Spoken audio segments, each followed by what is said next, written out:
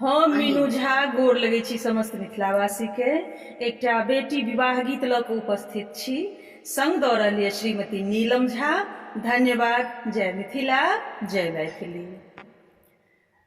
बाबा के आंगना चनना घाना गछे बाहे गेल शीतल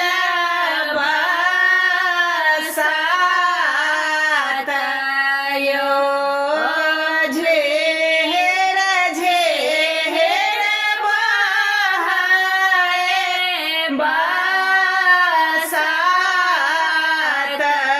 यो ताहे तारा बाबा